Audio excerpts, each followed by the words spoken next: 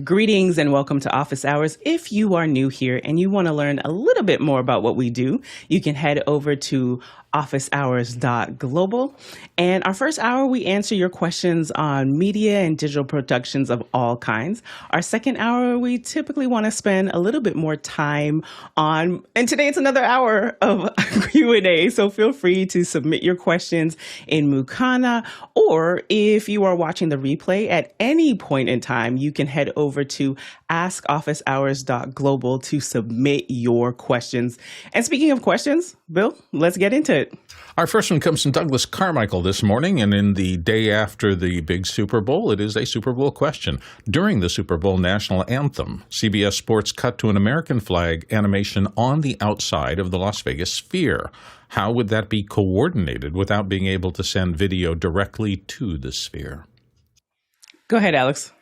Even if they wanted to send it directly, it wouldn't work because the Sphere it's a different kind of projection. So you couldn't take what you have at the Super Bowl and send it to the Sphere. These were most likely coordinated a month ago, 2 months ago, when the Sphere opened, before the Sphere opened. Like when, these graphics are something, there's a whole engine and processor that is designed to make that actually work. And so what they probably did is coordinate. I don't know what they did. I don't have any inside information, but I will say that they probably coordinated it. And if I was going to do it, I probably would have shot it somewhere plus or minus, well, not plus or minus, but plus, probably 20 minutes, half an hour before the show, before they needed it, at least at most, or the closest 5 minutes before they needed it, bank it into an EVS. Play it out when you need it. So you want to make sure that the lighting is right so that it doesn't look like you shot it earlier in the day. But there's the chances of them actually needing to hit it right on. I don't think they would do that in a live broadcast with 100 million viewers. So they would have shot that and made sure that it was up, and they're probably on comms with the Sphere. Say, hey, can you throw this graphic up? They throw it up, they shoot it, and then they bank it into an EVS and play it out. And that's used extensively in these kinds of shows. 5 minutes is kind of close, though. Like with that, I'm saying it might be as much as a half an hour. It's when the time changes really quickly. The problem is you just don't want it to look bright outside when people know it's dark. When they shot another helicopter shot when it was dark, so depending on the timing is when you would do it. And again, you wouldn't call it out if they make a lot of things. If for whatever reason they didn't have it in the EVS, they wouldn't call it out. And you got to remember they're showing replays of things they shot a second ago. There's a pretty high, a lot of infrastructure there to make that work. Chris? Yeah, Alex, I didn't even think of putting in an EVS. That makes perfect sense. It could have been shot 5 minutes ago, could have been shot 5 days ago, as long as the weather was matched. Also, it's important to remember that the shot was what personally, I refer to it as like a non-synchronous shot. It doesn't have to be in sync with anything. It was a generic animation of a flag around the Sphere. They could have said, just roll it. We're going to take it at some point in the next half hour. They could have bought a whole half hour or 20 minutes of Sphere time. But I agree with Alex. It was probably pre-taped. It could have been earlier that day. Could have been earlier that week. Go ahead, Ronnie. Yeah, not necessarily related to this in Las Vegas, but in the Olympics in Lillehammer in 1994, the most celebrated clip was when the production cut to wild animals out in the woods right beside the tracks, and that was also a recorded clip. And Bill? And the one thing I think that they don't do that way, which is have a fallback of the recording, is typically the Star-Spangled Banner's flyover by one of the services. I don't know if it's the Blue Angels or the Thunderbirds, one of the precision military flying teams, and they always seem to hit over right as they get to, I think it's the rocket's red glare or something, and the jets will fly over. So that's a real-time, real-life coordination thing, which just means you've got incredibly skilled, talented professionals working at the top of their game, and whoever the flight leader on that is has to know exactly when to make the turn, exactly how many knots they're moving at, and calculate to be able to arrive at the exact moment over a physical space. So hats off to all of them and all of their support people. That's a great point, because I noticed that and I was like, wait, that's live. Like just the sync and the timing there. So excellent point. And you have to realize that a lot of things are compressed for us. You know, the interviews with the coaches, the running out of the folks running out of out of their locker rooms. Many times the reactions to folks, you know, there's a lot of things that you feel like are live, but have been captured minutes or hours or before they needed them. EVSs are integral to any live broadcast. You want to minimize the number of variables that you have, and they're an incredible piece of hardware that makes that happen. Next question. Paul Wallace from Hot Springs, Arkansas is up next. I have a NETGEAR Nighthawk M6 Pro mobile hotspot 5G, and I want to attach it to my Ubiquiti Unifi UDM SE running UniFi OS 3.2.9 for failover. How do you do that? Let's hear, Guy. Yeah, for those of you that don't know, the NETGEAR M5, M6, they're little hotspots that have Ethernet on them, so you can hardwire into something like a Dream Machine. So I happen to have that same model, and here's what it looks like. On the top right of it, you have these three connections. The blue one here, and physically you'll see a little globe on it, and then there's these SFP modules that you can buy that you can stick in there, like this one right here is a 10 gig module from B&H, $65. That's what they look like. They basically convert fiber to Cat 5 or Cat 6. So in this case, I have two SFP modules here. The primary is my my Ziply line, and then my backup, which for you, Paul, would be the M6. So you would get one of those modules, and you would plug it into 9, and then you would say primary is your primary, secondary is your 9, and then you want to click failover only. Do not click distributed. Otherwise, you'll get a ton of data going through it'll slow you down and you'll get a big bill. So failover only is what you want. And it generally takes about 30 seconds for it to fail over. So if I go and pull this plug right here, number 9 will kick in, and it's pretty cool. It's actually really cool to have. When you know that you could be on a call and you can fail over gracefully and still recover, it's pretty amazing. So the Dream Machine is highly recommended. They're about $499 for those of you who haven't seen it, and it'll do 10 gig as well. Those were two 10 gig NICs. They're nice to have. So hopefully that answers your question, and yeah, enjoy it. Next question. Next one comes to us from Mike Edwards in Brooklyn, New York. Morning, everyone.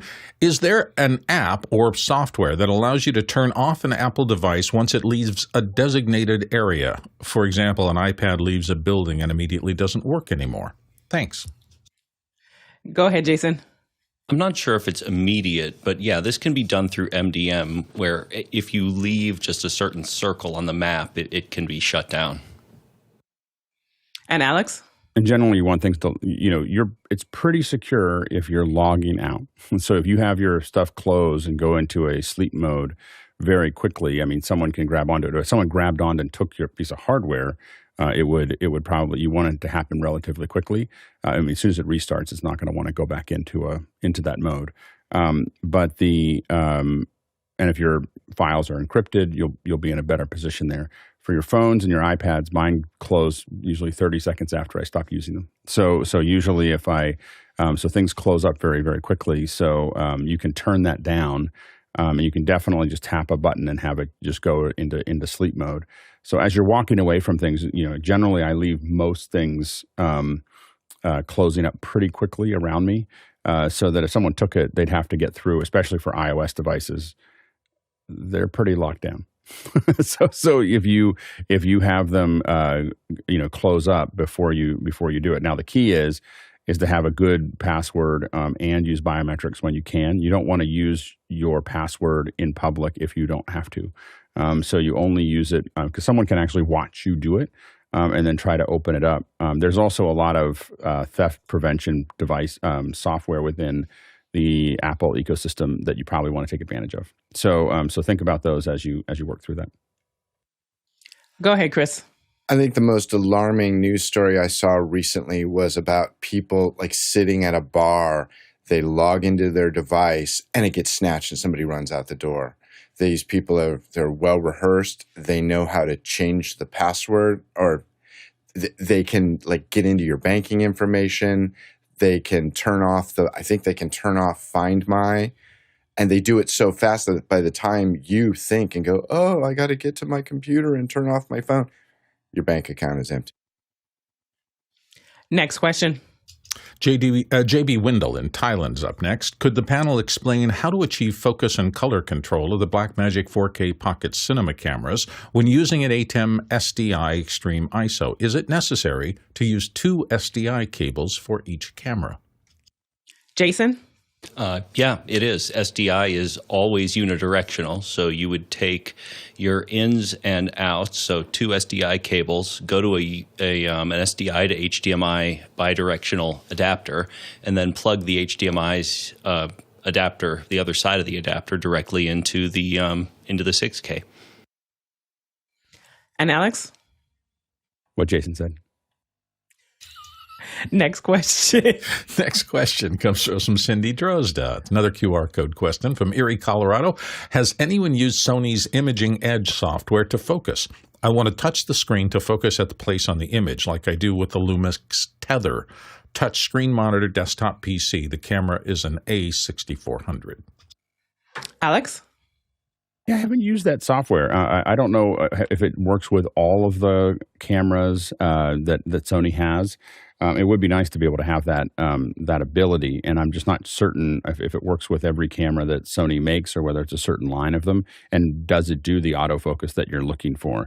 Sony is great at doing autofocus, but you do have the issue where Sony picks what it wants to focus on. I see that what Cindy wants to do is be more specific. I want to focus on this, I want to focus on that, and I'm not sure if that software will work with the 6400 or how responsive it is in that process. Go ahead, Courtney. Well, I don't know if it will work, although it does say it works with Sony. I just ordered one of these. It's arriving today. Oops, sorry. Wrong hat. It's this one, the Viltrox DC 550 5-inch. It's a touchscreen 1200 nit external camera monitor that hooks up via HDMI. And it is a touchscreen. It says for Sony, Canon, Nikon. Applies a 3D LUT and everything for like $134. So we'll find out if I plug it into my Canon, if it remotes the touchscreen for the menus that come up on the screen that comes out over the HDMI. It depends on whether or not you're putting out the duplicate mirror screen from the control or whether you're outputting a clean HDMI. But maybe the camera's touchscreen controls will be mirrored on that external video monitor. And I don't know if it applies the LUT to, I couldn't find this, to the HDMI out. It has an HDMI in and HDMI out on that monitor with a 3D LUT. And I'm not sure if it carries the touch controls forward down the HDMI or not. That might be an interesting way to try it. Next question. Next one comes from Douglas Carmichael. Would a UV mic disinfection unit like the Li.LAC Li.LAC be a good thing to have for a venue's house mic package? And he's got a link to it. Alexander. Well, yeah, I mean, obviously a lot of people are concerned these days to disinfect microphones, especially if you have different talent using it all the time. Personally, I use 99% isopropyl alcohol with a microfiber cloth to wipe those down, and that seems to work pretty well. The one that we're talking about here, and I was actually just taking a look at it here, so it looks like it is a rack mount device. It's almost like a little oven for your microphones. You put it in, it comes out perfectly clean. So the price on these, it looks like it's $2,000. So it's not cheap, and I suppose maybe $2,000 for a venue is really not a big cost. So that is certainly an option, but I mean, alcohol's always worked pretty well too for me. And Courtney? Yeah, I agree. 90% alcohol works pretty well, especially if you're just cleaning the exterior of the microphone. We used to use, I have a UVC lamp that's a quartz lamp for disinfecting stuff. But you do have to be very careful with it because it will burn your retinas very quickly if you get exposed to your eyes in any way, or even your skin will start to cook a little bit as soon as you get exposed to UVC. So that's why it's in that interlock drawer so that the light only comes on after the drawer is closed. And it's kind of like the refrigerator. You never really know if it's on or not, you know. Next question. Jack Cannon in Phoenix, Arizona says, when you record an interview with a guest and don't use a large portion of the interview, is it best practice to let them know? Video in question was 1 hour and 45 minutes, and I edited it down to 1 hour. Alexander? Well, generally, no. I usually retain 100% creative control. It's a good idea to have a discussion before you actually hit record with the guest. I'd like to ask them, what kind of questions are completely off the table, and usually I like to make sure that we record stuff live to tape, so to speak. So talking to the guest, having a conversation about just making sure that. Treat it as is live, don't say anything that you don't want to say. So that's generally my approach. There are some exceptions. I just did something recently with an actor where they actually requested that they completely review the entire interview before it goes out because they want to protect themselves, especially actors. It's understandable these days. There's a lot of scrutiny with actors and what they say, and they have to be careful about what they say because it can negatively impact their career pretty badly. So that's the one exception, but generally, no, I tend to retain creative control. People don't have any say on the types of questions that I ask people. Courtney? Yeah, generally you let the celebrity know that this interview will be edited down for time and content. But most good A-list celebrities have managers who ahead of time are publicists who make you sign an agreement, and in the fine print of that agreement will give them final approval before it goes out, unless it's a live interview. So usually they'll have final, a look at it before it goes out and have reject or accept approval before it goes out if they're represented by normal management. And Alex? Yeah, we often will interview someone for 2 or 3 hours and use 2 minutes of what the interview was. And so it's pretty, editing an interview down from a 90 minutes to an hour we would just consider cleaning up. But oftentimes we're interviewing for someone for a long time to just get a couple bites of stuff that we're going to use. So I wouldn't worry too much about that. Next question. Next one comes to us from David Brady in New York City. And David says, using a Constellation 2 ME, how can I produce 2 looks of the same shot or show in room and online and have different DSKs applied to each of the ME buses? Alex? So oftentimes what you want to do is you're trying to build a show that might have different languages, it might have a different treatment, it might have different QR codes, all those things for the in-room versus the online. And so what David's looking at doing is using the 2 different MEs to do a downstream key that would have the lower thirds come up and 2 different lower thirds appear. You should be able to do that with macros. So the macros should be, I hit this macro button or I run this macro and it will run the 2 downstream keys across those individuals. So it's a little inflexible in the sense that it'll get complicated if you have a lot of them. But if you're doing a couple of them and you want them to be different on the 2 MEs, you should be able to use macros to do that. Just remember that macros are pretty tricky on the Blackmagic camera. And so one of the problems you'll get into is you have to touch everything that you're changing. Otherwise, it will you don't know what state you're getting back into. So anything that matters, even things that just are remaining the same, you need to touch them, just turn them on and off, etc. as you go through that macro. This would be a really good thing for Mix Effect Pro to think about, for ATEM to think about putting in, is the ability to fire multiple things related to it. Of course, you could use something like Isadora or some other automation software, shortcuts going through Mix Effect Pro to the switcher, and you might be able to set something up where it was just pushing a button and it would fire both of them out. And then Mickey says in the chat, if not, use another switcher to apply the DSKs or use a switcher with 4 MEs. Ronnie? Am I wrong if I say that the Constellation 2 ME only has DSKs on the 1 ME? I thought that it was on both MEs. I thought that you could do it on both of them. I could be wrong. I haven't had a 2 ME for a long time.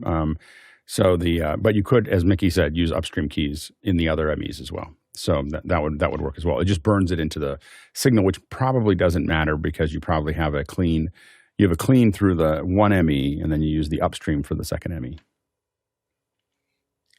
And for our producers, thank you. Keep these questions coming as we continue with this hour of question and answer. And at any point in time, you can feel free to also use the QR code to submit your questions. Next question.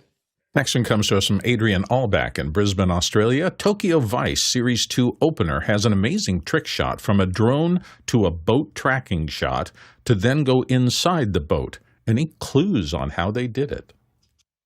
Courtney.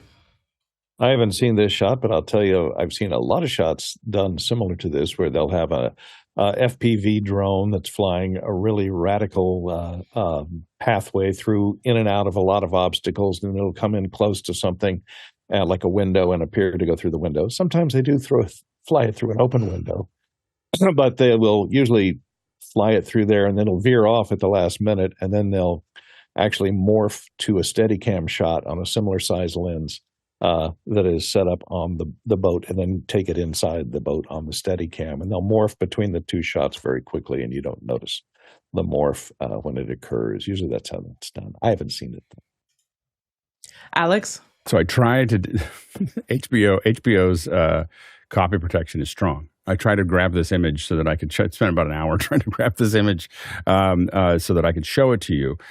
So what I think is actually happening is I think that when you look at it, and I apologize to everyone we can't show it to you, but this is the Tokyo Vice Episode 1 from Series 2.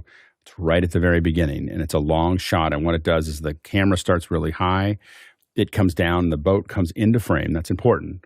It doesn't come down over the boat. The boat comes into frame from the side. If the boat goes past it, you see a bunch of things happening. It then walks through the back of the boat and goes down a flight of stairs. I believe, watching it, that the boat is on a green screen. The entire Tokyo background is a matte painting. There's nothing there that you couldn't have done really easily with a matte painting. The boat is on a green screen at best. The boat could be actually a CG boat until you get to the back of the boat, and you have people just on green screens doing what they do. And it's so odd looking. The boat looks too clean. There's certain things about it that I wasn't sure. I wasn't sure if the boat was real at all. Like I kind of felt like when I first saw it, this looks like a CG boat, and it looks like just green screen cards that have been put on it, that have been comped into it, because there's just a bunch of things about it that just weren't quite right for my eye.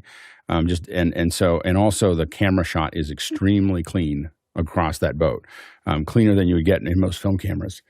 Anyway, so there's another thing you'll look at is when you get to the back of the boat, there's a hitch right at the corner of the boat where the energy changes in the camera, and that means that so either you had a person that gets kind of pulled along with a Steadicam, or it got handed off. Like the whole CG shot was an extension. So what you would do is you do the Steadicam shot from the corner of the boat. You walk in through this back end area where everyone's walking around. As soon as they get to the stairs, I think the stairs and onward are potentially a CG shot as well, because there's a shot where people walk past the camera and then forward that's kind of an impossible shot in that space, because the hallway is very thin. I don't think they could get past the Steadicam operator very easily. And I think what they would have done is just had had another Steadicam shot. So if you did a CG glue going down the stairs, and then you just had a green screen shot where the Steadicam is moving forward and someone just walks past them, that shot would totally work. And again, I didn't feel like it felt CG going down the stairs. It just didn't feel like there was a lot of detail there, at least on the version I was watching. So I think my guess is that they did a Steadicam shot from the corner of the boat, through the boat, and into a hole that was going to be the stairs. And that's a simple shot there. And then they did everything else in CG on both ends, except for the guys walking by, and that was done on green screen. So I don't know. We'll hopefully see it. I'm just guessing, but looking at it a couple times, and I wanted to kind of bring it so I could show it to you. But I don't think that there was something very odd about the way it panned past the boat that had me feel like this is it's a completely fabricated shot. And it's really common to fabricate a shot like that. So I don't think, at least in the U.S. production, it's a very common thing. I don't think they would have tried to tie that together. Chris? Yeah, Alex, I actually flew that drone. It was real. No, it is conceivable that it was real. If you think about it, it was about a year ago, I believe. There was a really fantastic drone demo shot where a guy flew it through a bowling alley, if you recall. I think it was underneath people's legs, through the bowling apparatus hardware. It's very possible, and just because I work with producers that'll do this, they'll see something amazing on YouTube, and they'll go, I want to do that. So Alex might be right. He's a pretty smart guy. But it's conceivable. I mean, we've seen amazing stuff. I've seen very low-end shots on YouTube where people fly into a boat and around and out a window and stuff like that. I haven't seen the thing. Maybe it's completely impossible to do, but I mean, it's conceivable. And Alexander? Yeah, based on what Alex was saying, it's very possible they did it that way. I do know that they shoot that show on location in Japan. So I'm just curious, Alex, from your perspective, if they actually shot it there, if that was real, how does that change technically what they would have had to do? Alex? I just don't think they would. So it would be really hard to get the shot that clean all the way down and then across the boat. It's really clean, like it is CG clean. So it's not, there's a little bit of movement that I definitely looked at it pretty carefully, and it didn't have, I mean, even with a drone, you'll have a little bit of wow and flutter that's there that you would notice. There's a little energy in the drone that you would typically see there.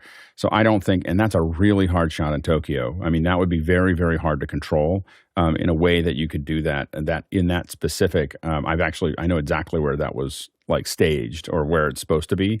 And that would be very, very hard at any time of the day to get that shot. So, and there's so many variables. That's such a complicated shot because you have so many people walking. There is no way that I would ever. I've done visual effects consulting in Japan for Japanese films, for a Japanese film, and I can tell you that there is no way I would approve doing that shot any other way than I talked about. Like I would, at minimum, I would have put the boat on a green screen. And I would have just had it in a big studio and just walked along that with a Steadicam and gone in. So that minimum I would have done that, but I would have never done that shot going all the way down because the boat's going this way. The timing of that, I mean, that'd take you all night.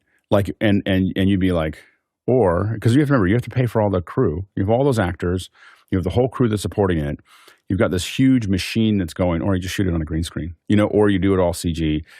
This is, and for a TV show, I mean, if you don't have Nolan money, you don't do this shot. Nolan would do it with a drone or with a giant jib or whatever, but I don't. This would be a really complicated shot to do because, and notice that there's a whole bunch of cues that are kind of uncomfortably executed along that boat, and you have to get if you shot it in camera, you'd have to get all those cues correct as they go down. They don't even look that clean as it is. But I mean, when you watch it over and over, as an establishing shot for a movie, you watch it once, it's not a big deal. But when I watched it over and over again, trying to figure it out, there's just a lot of things that are a little, that are obviously set up to be a certain way. I would not do that. I would not try to do that in the harbor. That's and I just don't think any producer for a made for streaming or television would ever get the budget to do that shot for real. That's what I was wondering. I was like, okay, why was it? Is it more of a safety, but you just broke money. It down as like budget? Yeah, it's just budget. Yeah. It's just budget, and the number of times you'd have to do it because you'd get the drone shot perfect, but the waiter isn't doing what they need to do, or the drone shot's perfect, but somebody does something funny in the front. It's just that it's a really clean shot with a lot of precision cues, and when you see that, that's something you do on a film studio stage, not a sound stage. You don't do that in the harbor in Japan, in Tokyo. Like that would, there's a whole slew of variables there that I just don't think that they would take on. Next question. Ronnie Hossoit, coming to us from Tromsø, Norway, says, can you rename the stills in an ATEM Mini? Go ahead, Courtney. I don't think you can rename it in the ATEM software, but just rename your file that you're going to bring in right before you bring it in, then just drag it in. It'll adopt the file name from the still that you bring into your media pool. So rename it what you want to name it before you drag it in, but you can't rename it, I don't believe, once it's inside there. Next question. Kyle Hammond from Chicago, Illinois. Have you implemented and or integrated live camera into your Keynote presentations? If so, any tips? Jason? I assume you mean the actual feature from Keynote, and I played around with it. I thought it was pretty cool, but the sync gets a little bit weird. It can get a little bit off. So when I'm actually doing this, I just take a separate computer and bring it in with a switcher. And Alex? Yeah, I think if you don't have a switcher, the live is really amazing. And you can bring multiple inputs in. We played with it when it first came out. So you can have 2 or 3 live inputs. In fact, you can we've done tests where you can do like Zoom ISO and bring people in. So you can have Zoom ISO and have people in there and do all the other bits and pieces. So there are some opportunities there that I don't think we've really tested as much as we could have. But that is but what I would say is that what I do for this, I use live video with almost every presentation I do, because I'm cutting back and forth between me. I'm sometimes having me on the corner. Sometimes I'm having some of the keynote appearing over top of me. So what I do is I build my keynotes where I want some of the graphics to comp over top of me. I make it pure black. And then I usually have some backing, some dark blue or something else that's in the background that keys over me well. And then I have none of the graphics are perfectly black. So as a result, I have a keynote that's basically keyed over me the whole time. Some graphics are appearing around me. Some graphics are some are full frame, and sometimes I'm cutting back and forth when I'm making points. And then on top of all of that, I draw stuff with my pen that I don't have right in front of me right now. So I do all of those things as I'm doing presentations, and it's pretty effective. Ronnie? We actually done this as a part of a conference gala dinner in the evening, where the client wanted to have live feed from the kitchen, where we had the small camera set up with an interviewer and interviewing the chefs and the waiters, etc. And if it's a little bit away and you don't care about the sync, it's working perfectly. Just be sure that when you first put the video in, if you're going to animate it from slide to slide like we did, you have to use the same object so that it kind of smoothly moves from slide to slide. It's difficult to recreate this if you are adding new instances of the same video. Next question. Next one comes to us from Zach Jeffers in Spokane, Washington, looking for an easy way to bank shots as a submix, and he's got 20-plus shots, and play them back via SRT to a production truck. Any ideas on a record playback system that I can build without investing big money in hardware or ML replay? Go ahead, Guy. Yeah, there's a number of ways to do this in software. I mean, vMix, Wirecast, QLab, ProPresenter, MIDI. It depends on how you want to fire it. And if you're using SRT, you're going to have this delay that's pretty long, going from you're looking at about a second or two to get all the way to where you're going. So you want to take that into account. You might want to also look at something like NDI Bridge that might be a little bit faster. And with MIDI, when you make the cut, there's actually a trigger. So you can say trigger on cut, and it'll auto roll that piece of media. So one of the ways that I've done this is with Wirecast, and you could see that I just used a Wacom touchscreen, and that way I can just touch on the panel. This is one of the bigger Cintiqs, and that'll feed out via NDI. So that's one cheap way to do it, is just to get Wirecast and just fire it up that way and have it go out through NDI and using NDI Bridge. But if you already invested in the hardware, like a Haivision SRT encoder or Matrox, you may as well just keep using what you're using. Next question. John Prado in Las Vegas says, boy, was I disappointed with the lack of creativity on the Superbowl ads this year. I think the Walken ad was the only one that he felt notable. Thoughts? Go ahead, Jason. Oh, John, I disagree. I think the Kawasaki one, where they immediately turn on the 4x4 and everything starts growing mullets, that was absolutely beautiful. Also, another noted one that I think was only played once was the Etsy Statue of Liberty. Wow, that's a really good gift. I thought both of those were fantastic. Courtney? Yeah, I agree with the mullet one. That was pretty funny. The other one that I liked was State Farm Like a Good Neighbor, and they have Arnold Schwarzenegger, and he can't pronounce the R. ours, and so he's always going, like a good neighbor. Cut, Arnold, it's neighbor. That's what I said, neighbor. Anyway, it goes on for an entire minute. They finally get Danny DeVito to say it correctly at the end. Nigel? Yeah, within the marketing community, I think there was a sense that people were going to play it safe this year, that brands weren't going to try and make clever or outrageous statements. There are a few interesting exceptions to that, but mostly everybody is still in a post-Bud Light world where they're trying to work out where the barriers, where the edges of things are. And so you'll see until that's resolved, people are going to keep away from trying to be too outrageous. Bill?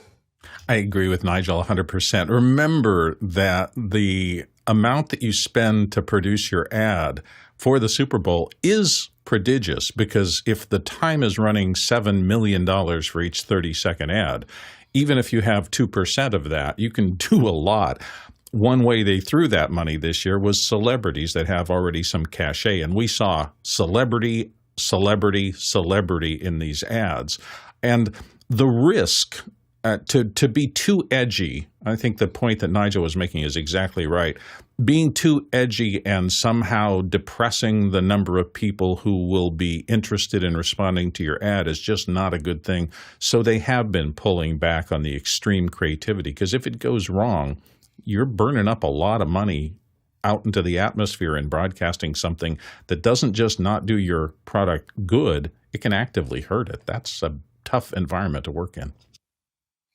Go ahead, Alex. As Mark Giuliani points out in the chat, there's a lot of CBS promos and Paramount promos at the end of the game. That usually means they ran out of ads. so they probably it does appear, and they may have done that on purpose. We don't want to say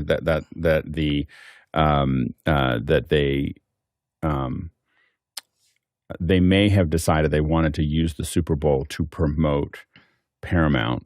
They're desperate to get Paramount to grow, and so they spent $100 million on one. I think it was $100 million. Was it $100 million on one playoff game? So CBS is really trying to push Paramount as hard as it can. It may have been that they jacked the prices up on the ads, probably made the same amount of money that they did before, and any losses they might have had were probably applied to, we're trying to grow the network. There were a lot of, is it Temu? I should know it after seeing 4 ads. Awful.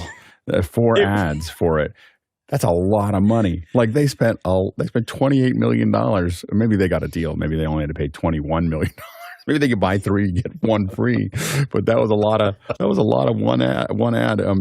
That's flaunting a lot of money, and but I think that it was interesting. I did like the Walken ad was really, I thought was a good ad, and I did like the Arnold Schwarzenegger one was really funny. I didn't find a lot of the other ones particularly compelling, so I agree that it wasn't a great year for really funny ads. Yeah, and going along, and that was a great point, Nigel, of just playing it safe. I think from a creativity, not outlandish or anything, but Dove always wins with their storytelling. So the one about what there was promoting girls sports, I thought that was heartfelt and it hit the nail. So that was a really standout one. But yeah, Dove always, they get their storytelling right. So that was a winner for me. Bill? Another dynamic, just from an inside the advertising business point of view, is there's a thing in advertising called avails. That's how many spots are available. And you know that coming into the game. You don't know the game is going to go into overtime. So suddenly you have more avails than you had literally the day before, and you're having to figure out, okay, the coverage is continuing, what do we put in there? And you can't automatically just run somebody's ad and ask them for another $7 million when they weren't contracted for that. You can have into the contract a right of first refusal, and if the game is great and the audience is keeping up, then all of a sudden you go, okay, I can sell into this and get some more money for this because it's a great game. If I'm correct, they were deep into promo ads in the fourth quarter. Like beginning of fourth quarter, I noticed it. I was actually pointing out, people wouldn't that's a lot of promos. Like they're out of. Now the other thing is it was a lot of. The other side of that is also there was a lot of 3 and outs. So 3 and outs will run because there's a punt.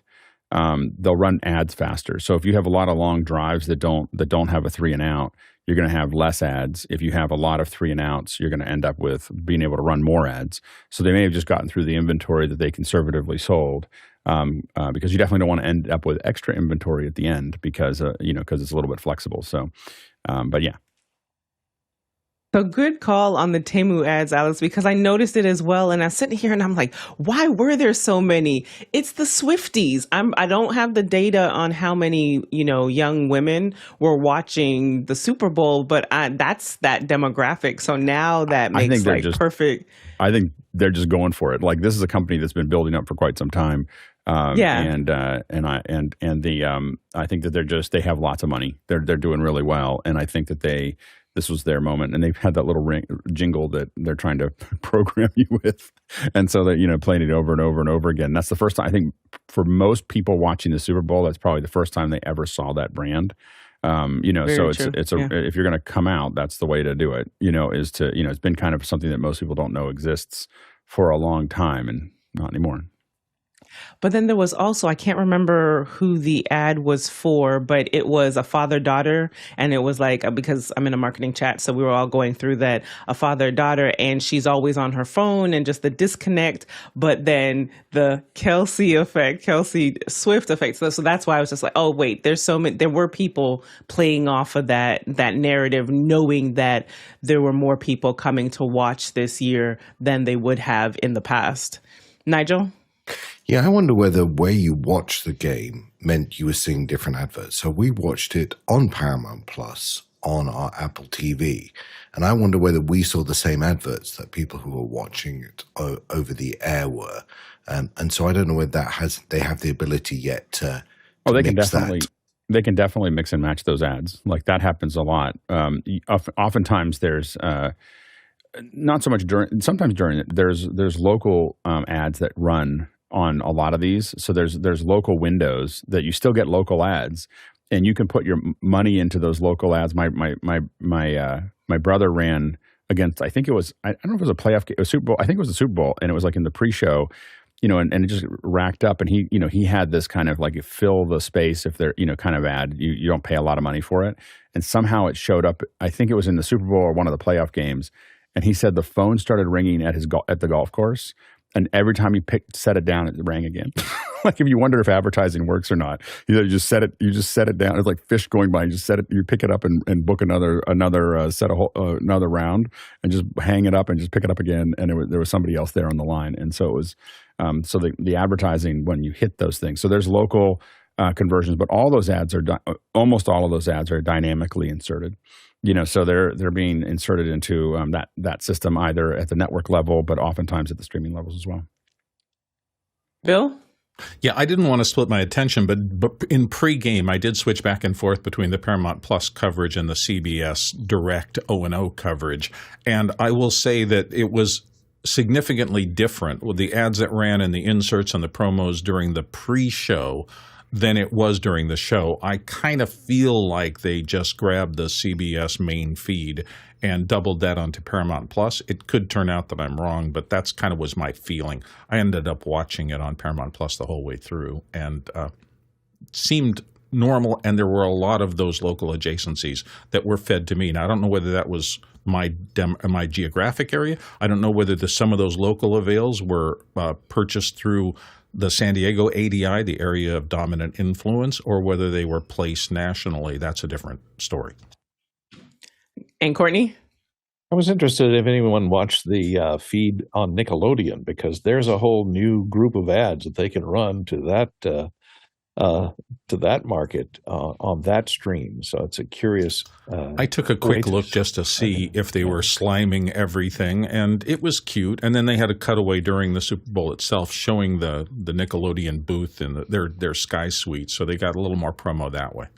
But they didn't necessarily. Well, they probably put in different levels of ads in that stream. Well, they had a graphic. They had a graphic overlay feed so that you could do things with like the audience shots and things like that was separate from the regular main coverage. I see. And then there are just a couple of comments coming in the chat. Really great points there. Danny says, I recently read or heard someone, perhaps on OH, say that radio is showing more resilience than most other traditional traditional media. The driving force is a return to local content and away from syndicated programming. And following up with that, Mark mentions they can this goes back to Nigel's comment, they can geo-target the ads on digital platforms. So yes, we've worked with an agency and just campaign-wise, and interestingly, sports related as well, where they were brought on for the geo-targeting aspect. So that also makes a play for it as well. And Nigel? If they can geo-target the ads, that would explain why we didn't get the mullets in Texas. Is it a mullet-free state? Is that what you're telling me? Business in front and party on the back. Right. Next question. Zach Jeffers in Spokane, Washington's up next, trying to build an SRT+HEVC into MediaConnect into MediaLive workflow, but it seems to only work with H.264. Switching settings and the feed to H.265 results in no audio or video being recognized by MediaLive. Any ideas? And he notes he's tried multiple encoders. Guy? Yeah, just use what works. So unless you have a bandwidth cap, there's no reason to just stick with H.264 and just roll with what's working. I'll give you some alternatives, though. MediaLive does show that it works in the docks with H.265, so it could just be that there's some setting that's not correct in your encoder. But the way that we do it that works is use vMix, and you can put the H.265, it's 99 cents, you buy the codec, you put it on. And so that might be the thing, is that there's a licensing error that's happening, but I find that hard to believe with MediaConnect, AWS not having it on there. The other option is Haivision has an SRT gateway that's pay-as-you-go that you can spin up that AMI and ingest that way. Another way is Nimble. It's set up a Nimble streamer, and that can ingest those streams and then convert them to wherever you need to go. But yeah, we use vMix, and you can pull in hit me up on Discord and I'll give you the code to be able to, as long as you already own the codec, I can give you the code to install it on a server, because they make it really hard to get to through the Microsoft Store. In fact, you can't do it. So, but we figured out a little way around that. So hit me up in Discord and I'll help you out. Next question. Douglas Carmichael's up next. When would you use the MADI I/O on an ATEM Constellation? Wouldn't most medium to large productions have a completely separate audio pipeline? Alex? Yes. Most medium and large productions use a separate pipeline and embed right before they go into the system. I have used the MADI in a pinch, but I've never used it on purpose. Next question. Alexander Knight, Port Coquitlam, BC, and here on the panel, how would you best configure a remote cutting solution using an ATEM Mini? The person cutting the show needs to access the interface and also some way of viewing the multi-view. Parsec or some other solution that is reliable? Go ahead, Ronnie. You can use some kind of VPN or similar, but one thing that we are looking into is using BitFocus Companion's new for the moment in beta service called Companion Cloud. I would try that first. It's free during the beta period and will probably cost a few dollars when it's out of beta. Go ahead, Alex. With the Blackmagic switchers, you don't need to screen share to control those. All you need to do is connect to that IP. So as Ronnie was kind of outlining there, you would use a VPN, but that VPN can go back to the software that you have on your home computer, or it can go from another piece of hardware. So for instance, when Nate Hill is cutting our show, he is sitting there in front, both with he has a Stream Deck as well as a full panel in front of him, and he's connected to our switcher 1,000 miles away, and he's simply watching the multi-view and cutting away. So it's not, you don't need to be screen capturing in to control that to the remote switcher. You just need the IP, and it needs to be sitting in the same virtual subnet inside of a VPN. Guy? Yeah, as others have mentioned, depending on how fancy you want to get, you can do something as simple as my Dream Machine has a simple way of doing VPNs. There's also the Data Video BB1. It's hardware where you can actually plug one in at one end, plug one in at the other end, and you can take over multiple devices. And it's super simple to use, but there is a monthly fee to that. As far as getting the multi-view and being able to see what you're doing, you'll want something that's obviously fast. So some folks will just use Zoom. I mean, even Taylor with his news station, they're using Zoom. You can use WEP or WIP using Nimble. There's fast ways of getting that image across the public internet with a. It's not going to be very good quality. You can use Parsec. The color will be pretty deep. You can use a free version, and Parsec does look beautiful, so that is an option. You just want to test some latency and see which one's fastest and looks best for your person that's cutting the show and your workflows. And Alexander. Yeah, Guy, I think you just answered my question because I was just going to ask about getting the multi-views, because I suppose, now I've got an HDMI matrix, I suppose I could send a copy of the multi-view feed into the Zoom session that person is looking at, but the only thing is there's going to be, obviously with Zoom, there's a little bit of latency, so I don't know how dramatic that is. I don't know if that's jarring for the person cutting it. I wouldn't cut. Well, there's not going to be any latency. I mean, they're not going to feel it when they're cutting it. They'll feel like a little bit of a delay in that area. But I wouldn't cut sports with it, like you can't, like remote. But if you're talking about talking heads, and we have cut concerts with it, so we have done that where we've cut live shows in that process. You're absolutely right that it is not as precise as it would be. So there are things that it works better for than others. But I think that it is, when needed, it's a pretty solid solution. It also depends on what you're calling.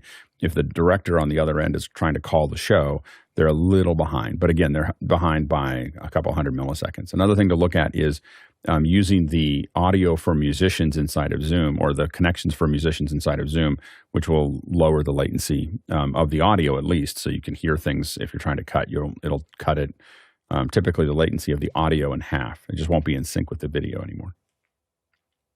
Next question.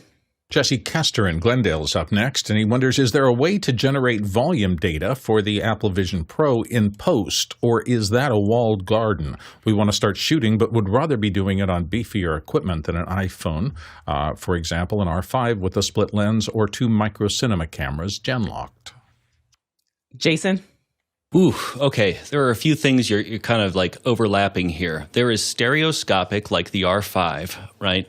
And then there's the iOS way of getting a depth map with one or more cameras, which is actually just a grayscale depth map. It's this thing down here.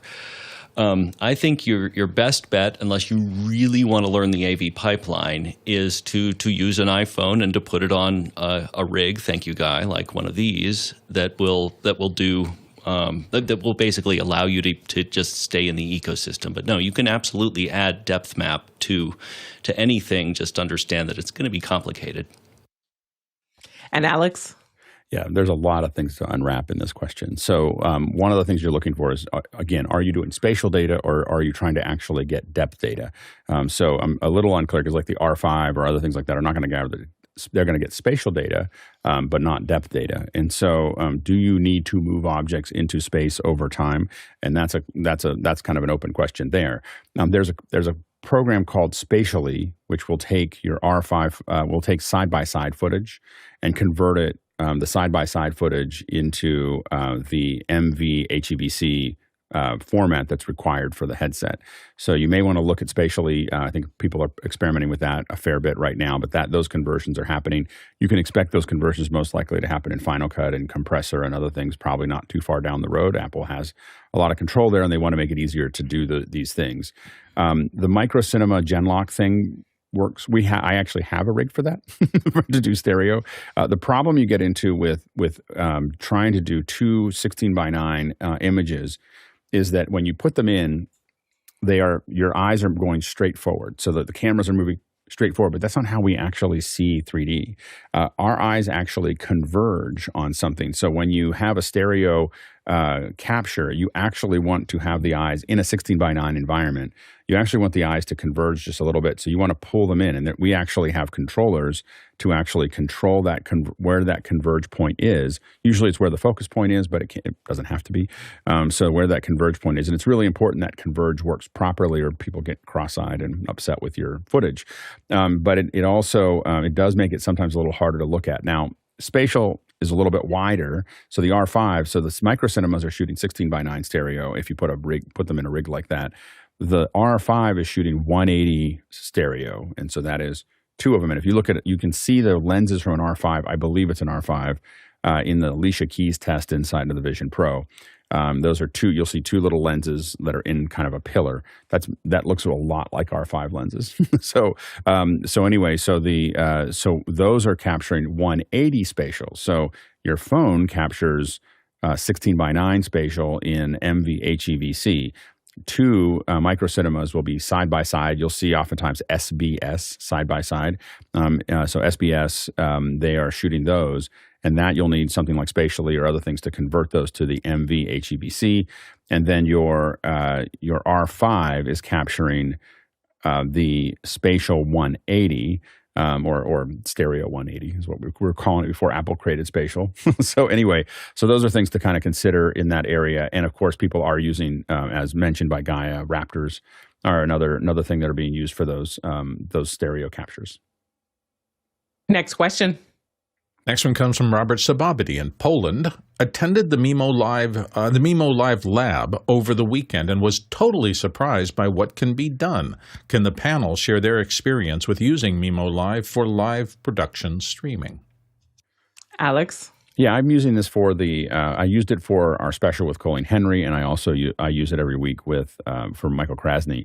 What's great about it is I got one computer. I have Zoom ISO, and I'm able to bring those feeds in, do the edits. I have little moving graphics. I can put lower thirds in. I'm actually comping lower thirds from Mukana on top of the screen, with which you saw a little bit of there. So there's a lot of features that are available, and Oliver came in and we dug into a lot more new features that are there.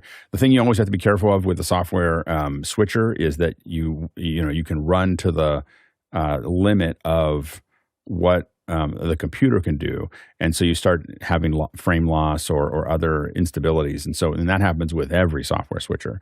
So you just have to kind of know if you're based on the computer, like little things like I restart my computer before I do a show with Mimo. So that's another thing that I kind of take on, and so you have to think about those things, and I think about how many things. Like for instance, Mimolive can.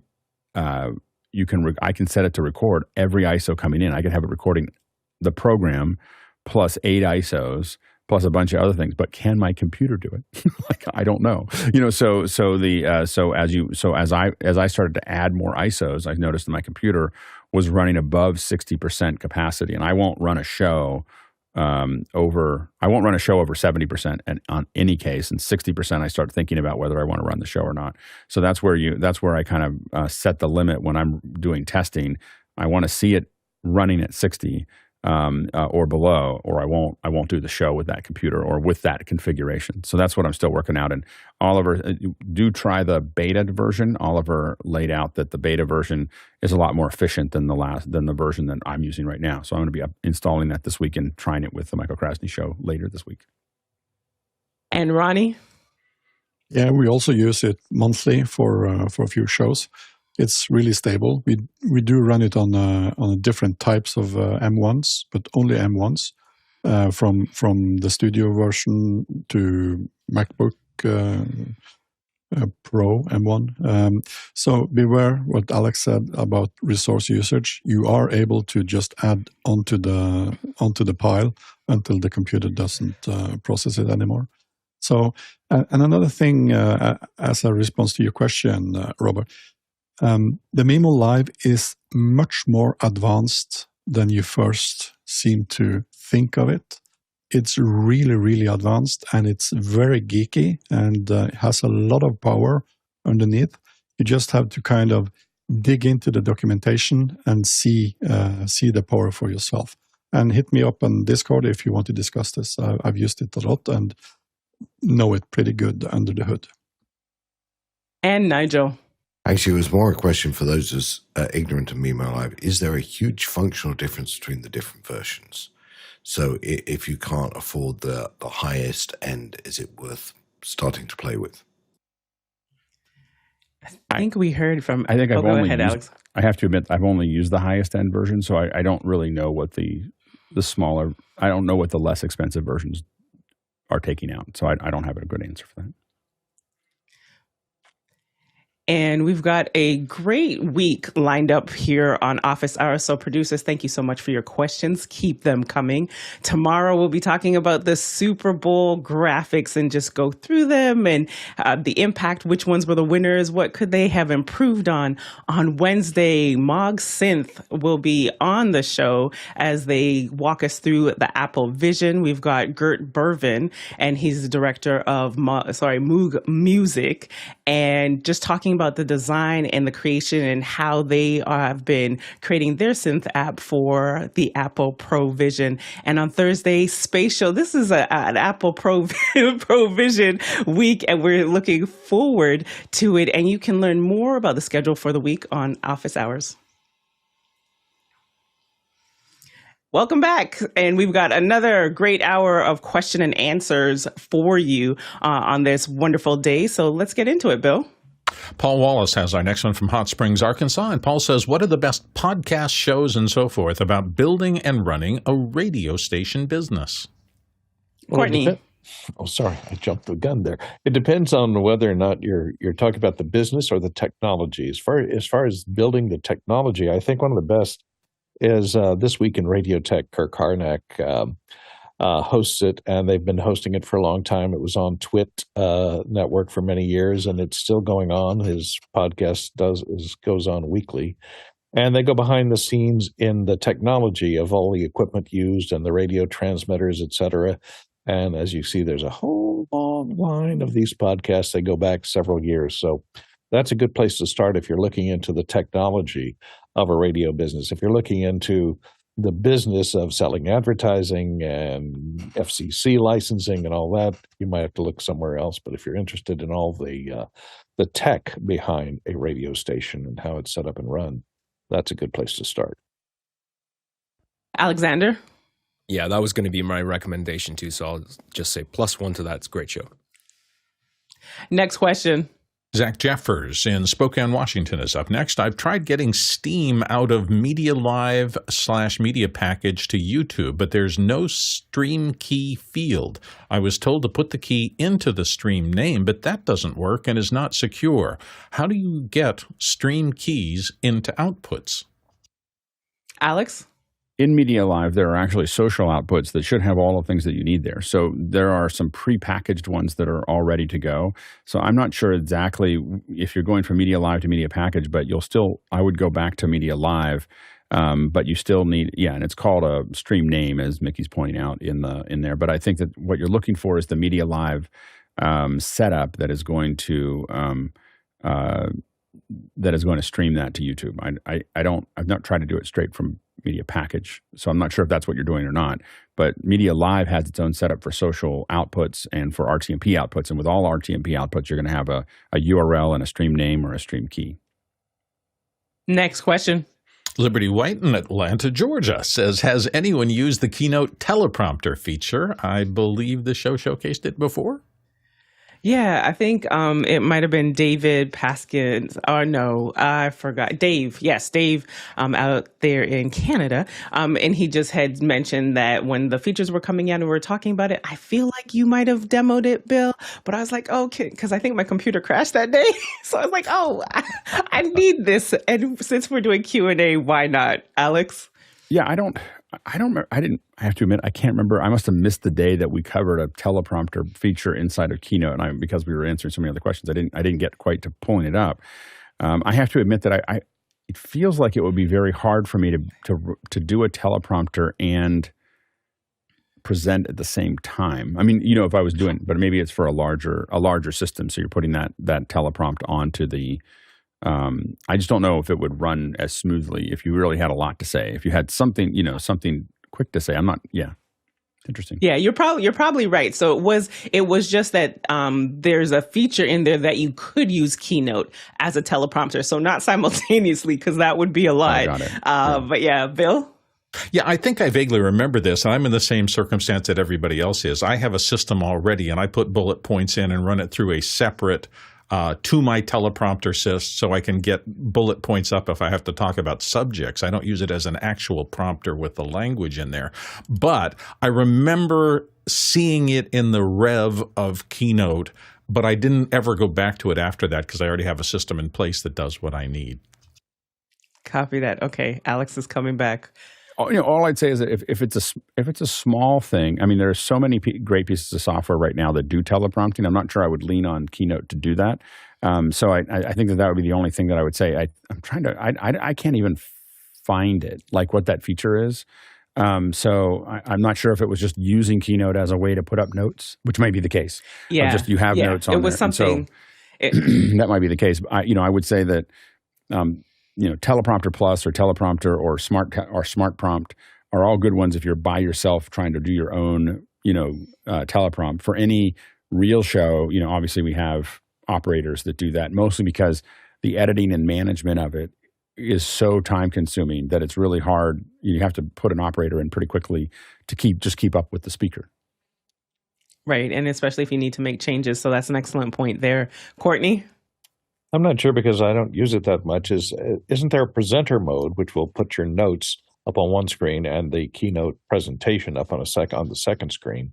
And in presenter mode, maybe it has a presenter mode that allows you to smooth scroll the text of your script and put in cues to slide changes on the output in it. Yeah, I've never seen that. I have to admit that I don't. And I will admit that that's not a thing. I replace teleprompting with practice. so I, if I'm going to do a presentation, I don't want to read anything. So I just do it over and over and over again until I'm comfortable with how I'm going to say it. And usually I say it slightly differently every single time. Obviously, for legal reasons, you may need to say it exactly a certain way. I think for presentation reasons, knowing it well, knowing your subject matter well, and being able to go through it in Keynote is a more compelling way to do a presentation. When people feel like you're reading something, I can tell you average view duration drops really quickly. Presentations where you're just saying something that is in front of you, people can read that pretty quickly, and we find that those are things that damage view time. There's not many things that damage view time more than having someone read for a long period of time. Bill? Yeah, I was just looking I vaguely remember that it was under the little ellipsis circle command up there, and it was a secondary thing, and I think it takes you out of regular Keynote mode and puts you into a teleprompt, if I remember that correctly. So it's not I'm doing my regular Keynote, and I want a teleprompt over here too. Right. It seemed to me that it was a dedicated function. If you don't want to buy teleprompting software, you can get that out of Keynote if that's your sole use for it. I will say that I use a little thing called Virtual Teleprompt Pro, and it's so lightweight that it doesn't really bother my computer at all. I can add it to even the most complex arrangements, and it just works really simply. It doesn't have a lot of features, but it does a really good job of doing just that one thing, and that's all I need. And what was the name of that? Virtual Teleprompt Pro is the one. It's an iOS app, and let's see. No, it's not. It can also run on the screen because I use it there. I'm just pulling it up because I haven't had it open today at all. And yeah, Virtual Teleprompter Pro is what it's called. Little tiny app, runs really light, and it doesn't do a ton of stuff, but what it does really well and simply. And Alex? What I will say is I don't know if Keynote does teleprompting, but if you haven't looked at it, when you go into the play menu and you look at the bottom of the play menu, there is a customized presenter display. And if you have multiple displays, it is incredibly powerful. You can have your notes, you can have your next slides, you can have clocks, you can have your presentations, and if you have a bunch of monitors, it's going to let you customize all those monitors for a presentation. So that may have been what we were talking about in the past, but that under play at the bottom, customized presenter displays, you have a lot of latitude in where things show up on what monitor. And going back to the idea of people reading things off of a screen, Danny has here in the comments, people reading stuff on camera, nightmare interviews when someone who has never appeared on camera before arrives for interview with prepared remarks. They insist on reading. And sometimes it's just a confidence issue, and it's like, I've got it all together, and they want to read it. But I think that, and there's a certain level of emperors has no clothes. I don't think people who don't have a lot of experience reading teleprompters know how bad it looks when they're trying to read a teleprompter. It is like, I don't think that they understand. Like, I don't think that it's clicking for them on how stale that looks. I do think that when someone's really good at it, it works really, really well. So if you have someone who's well practiced with a great teleprompt operator, it looks very smooth and it feels very fluid. But in the corporate environment, we almost never see that part. Nigel? Yeah, I use the Virtual Teleprompter Pro, like Bill. Probably heard that from Bill before. But what I try and do, because I am not an expert at reading of a teleprompt, is use bullets and put a bullet or a few keywords and then try and read ahead that sentence and extra. You see, I can't even say that word. Make it up as I go along. And I think if people are desperate to have something in front of them in a Zoom type environment, that's a great solution to that. And Bill. And just remember, I've been doing voiceover stuff for a long time. It probably took me 2 full years when I started to get a lot of scripts like legal disclaimers that I had to read that had to be done word for word. I mean, there was no variation allowed whatsoever. And literally, probably 2 years of getting used to that before I could make that sound unwooden and useful. And this is from somebody who does voiceover stuff a lot. Throwing a teleprompter word-by-word script in front of somebody who does not do that is one of the worst things I think you can do in practice of this. It will make smart people sound dumb and dumb people sound absolutely insane because it is hard to read words in a conversational style. That's why we hire professionals and actors to do this stuff. It's just not easy at all. And Courtney. Well, having more experience than anyone alive on Earth with doing teleprompting, I can say that the idea of putting teleprompting, and I pulled up this using virtual teleprompter in Keynote VTP apps, and this is how they're suggesting to do it, is to put up this scrolling screen of text over the top of your presentation slide. And I can tell you right now, that never works. We've had, over the 35 years I've been doing it, we've had people ask, can I put my slides up behind the teleprompter? And I go, no, because it's hard enough to find your place in moving text, and putting a slide behind it with different levels of brightness that interfere with the color and of the text is going to make it even harder to read. It's hard enough to read white text on a black background. You put a picture behind it, superimpose it over a picture, and it becomes extremely hard. You'll get even worse, so you don't want to do it. Just don't pay attention to it. We'll put notes in the teleprompter text that say, picture of so-and-so. Will invert the color of that text so they know not to read it out loud. It'll say, slide of this year's model.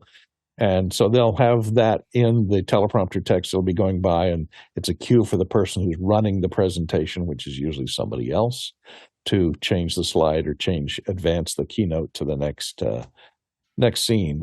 So that's the way to do it. You don't want to mix and match the two things together.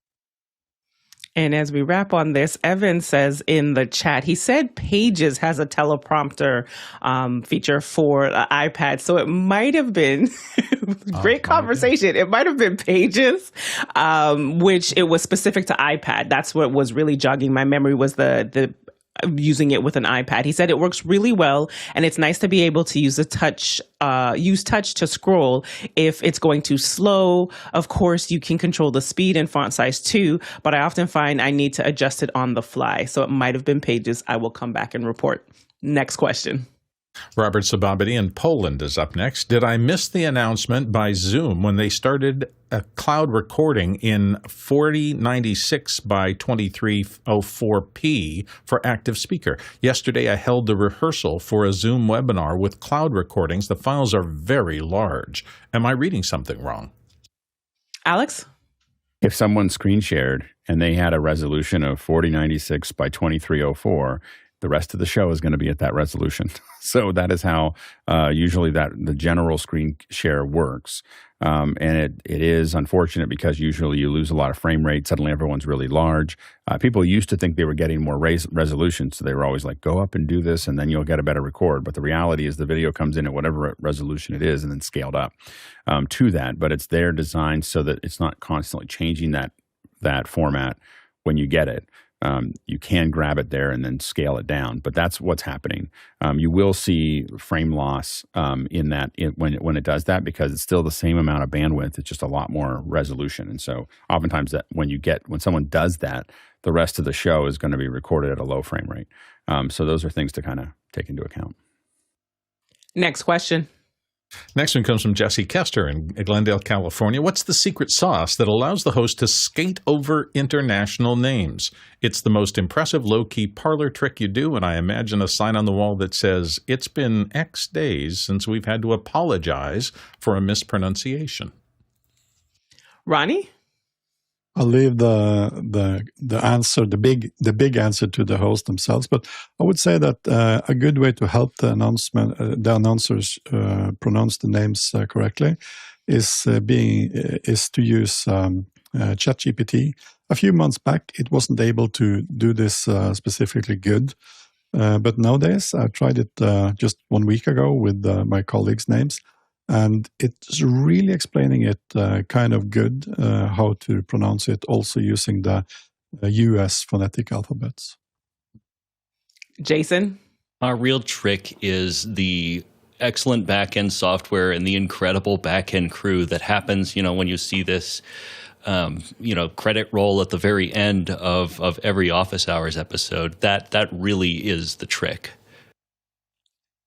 That's it. Alex? And Bill can expand on this, but we took it very seriously. We stopped. We looked at what we were doing. We said, hey, we've got to get everybody's names right and the locations right. And there were a lot of meetings about it. A lot of how do we do this better? How do we make sure that we're, it's really important to get people. I feel like from a respect perspective, it's really important that we get people's names right, or we at least work at it to do the best we possibly can. And it is really hard. We have questions coming in from all over the world. It is hard to figure out what those are. So there's the question management team as well as the reader are working on this in the back end during the show. So if you see them not tripping over a long name or a peculiar location from a U.S. perspective, none of that was done by accident. They weren't innately able to say those things. It's hard work by the readers to make sure that's working. We are using ChatGPT. Oftentimes, if you put the name into ChatGPT, it'll give you a whole breakdown of how to say it. So if you say how to pronounce this, and our team has gotten very good at using it. I will say that we don't always hit it perfectly, but we're pretty close most of the time. Also, if we have folks that are from that area, oftentimes we'll reach out to them and say, hey, how do we say this? So those are, so we really work hard at it. And I just want to underline how amazing the work has been from the question managers and the readers to put the effort into making sure that we're doing the best we can to really get very close for most of the names from all over the world. And Bill? Yeah, I'd say number one is attention and effort and trying your best. We are not going to be at 100%. And I know that this is just a personal thing for me. If a name is really distinctive, it almost helps because I've never heard it before. And once the back-end crew and everybody else gets together and we try to figure out how to say it, I've only got it in my head one way. What really is tough for me right now, I have 3 clients of mine or people that I work with where their business names are almost identical. Alpheon, Altheon, and Alteon. And they're almost spelled the same way. And your brain just goes into, oh my gosh, as you're reading towards reading something out loud, which one is this? So sometimes names that are very close, right? Davies instead of Davis. It's so easy if you're not really trying to be precise about it to use a name. Oh gosh, I've seen that before. It's my friend from high school, and he says Davis. So you look and you get past it and you go, oh no, it was Davies. There's an extra letter in there, and I just got that stuck in my head. So, we try to do our best. We're never going to be 100%, but we do respect the fact that getting people's names right is an important part of this, and we work as hard as we can to do it. Alexander? Yeah, everything was well said there. One thing I wanted to point out, too, there is a setting which is very helpful when you create your own profile on the counter to ask questions. There's a phonetic name and a phonetic location, which I recommend everybody use because that also helps as well. Next question. Li.LAC Lopez Waterman in Galisteo, New Mexico says, in a year where there were lots of industry union strikes, did the Superbowl ads have to rush to be finished? Courtney? No, because thankfully the contracts that cover commercials are negotiated differently than the contracts that were being struck, which were the theatrical and television contracts. So the commercial contracts, AICP contracts for the actors and the writers, are different. So they had the luxury of having all those actors that were out of work for doing theatrical and television, dramatic, available to do commercials. So they had a plethora of actors available and directors available and even writers available to produce those commercials during the strikes. And that was one of the few things they could work on, as long as they weren't promoting something that was written under the theatrical and television contract. They can't promote something in a commercial that was produced under that. But if it's a commercial for something else entirely, they had free reign to gather all the stars and all the famous directors and all the famous cinematographers that were all out of work during that period to produce our commercials. Next question. Tony Mobley in Noonan, Georgia says, what other camera might the panel suggest for conversations with Tony Mobley now that I'm unable to stand up and adjust it as easily? The key is stability and ease of user while still being high quality. Nigel? I think if you have a Blackmagic ATEM, then you should consider a Blackmagic camera, which will at least allow you to focus. If you get the right camera, you can actually zoom automatically as well. If the 4Ks, some of those Panasonic lenses focus really well, allow you to color correct and the rest of that stuff. If you don't want to go down that way, then a lower end Sony camera might work really well. But of course, you can go as high and spend as much as you want. But to me, if you've already got the ATEM, I'd probably think about where you can enter the Blackmagic line. Go ahead, Guy. Yeah, I know Tony's used the iPhone in the past, and that's provided a pretty nice picture using the HDMI adapter, then just feeding it into the ATEM. I believe he's using Filmic or the Blackmagic app. I would actually recommend just an Insta360 link. I mean, for $299, it's got a remarkable picture quality, and you can pan, tilt, and zoom it. Or if you can't do it, you can ask somebody from afar to do it by hitting the request camera control and zoom, and they can position that for you. Sorry to hear that you're not up and mobile, but glad to hear that you're still kicking around, and can't wait to see your smiling face back in your show. Plus 1,000 on that. Alex? Yeah, I think that the Link 360, I think I agree, is a great one for doing adjustments and having it there. It's relatively inexpensive. You have a lot of control over, especially over framing. So you'll be able to frame that up and set it the way you like, and it looks really nice. If you want to spend a little bit more money, then the next step up is probably the ZV-E10, which is about $800, and that's going to give you that shorter depth of field. So it's a Super 35. That's what my wife uses for her shows that I installed there, and it looks great. And you can control it from. It has an autofocus, so you just don't worry about focus that much. And it also, you have through the Monitor Plus app, you can make adjustments. You can't load a lot, but you can make a lot of adjustments to the camera from there. And Alexander.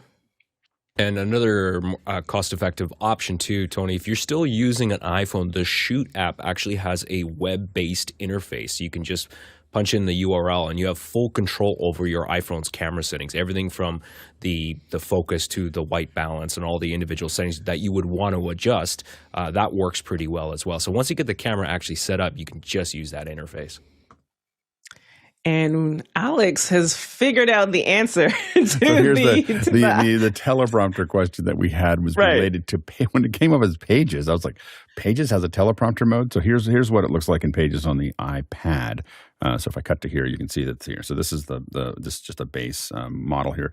Now, if I go up to these ellipsis right here and click on it, you'll see it pop up and say presenter mode. And if I click on presenter mode, I get this, right? So this is I think this is what was being discussed, is the ability to do this. Now, I couldn't find a way for you to reverse the text. So there's no way to flip the text. So if you're playing it into a mirror, that you'd be able to see it correctly. So this would really be just for a monitor. So it's a basic setup to it. And I don't know how to also control it remotely. So this would be something that you're mirroring to a monitor maybe that's out in front of you, and you're kind of just moving it with your hand up. So it's not, I wouldn't call it true teleprompter software, but it is something that would very quickly, for those who are trying to do something relatively cheap and easy and have that there. You have Pages, it's free. You can add those. You can add this to it and have something up on a confidence monitor that you can read.